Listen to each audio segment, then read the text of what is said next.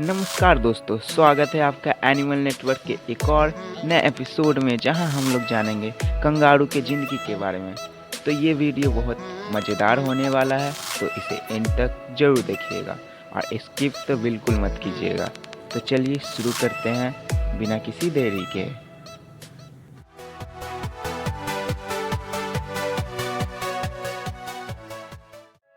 Kangaroo Australia का राष्ट्रीय जानवर है।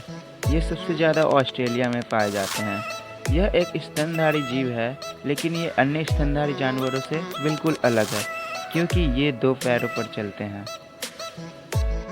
कंगारू की 47 प्रजातियां पृथ्वी पर पाई जाती है। इनमें से 4 प्रजातियां बहुत फेमस है। पहला रेड कंगारू, दूसरा एंटीलोपियन कंगारू, तीसरा ईस्टर्न ग्रे कंगारू और चौथा वेस्टर्न ग्रे कंगारू।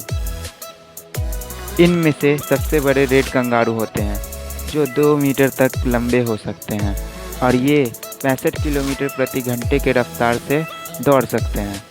ये एक बार में 3 मीटर ऊंची और 7 मीटर लंबी छलांग लगा सकते हैं। इनका वजन लगभग 137 किलोग्राम तक हो सकता है। कंगारू के आगे के 2 पैर छोटे होते हैं और पीछे के 2 पैर बड़े होते हैं। इनके पिछले पैर में बहुत ताकत होती है, जिसके कारण वो अपने हाइट से 3 गुना ऊंची छलांग लगा सकते हैं। कंगारू अकेले रहना पसंद नहीं करते, इसलिए वे हमेशा झुंड के साथ रहते हैं। इनके झुंड का एक लीडर होता है। झुंड का सबसे बड़ा नर ही झुंड का लीडर होता है और बाकी सारे कंगारुओं को इसकी बात माननी पड़ती है। जब कंगारू पैदा होते हैं तो वो 1 ग्राम से भी कम के होते हैं और इनकी लंबाई सिर्फ 2 सेंटीमीटर ही होती है। इसके बाद इनकी माँ उसे 7 से 10 महीने तक अपने पेट पर बने थैली में रखती है। जब कंगारू पैदा होता है तब वो विकसित नहीं होता है। वो 7 से 10 महीने अपने माँ के थैली में रहकर विकसित होता रहता है। जब वो पूरी तरह से विकसित हो जाता है तब वो कभी कभी थैली से बाहर निकलता है। कंगारू 6 से 8 साल तक जीवित रह सकते हैं।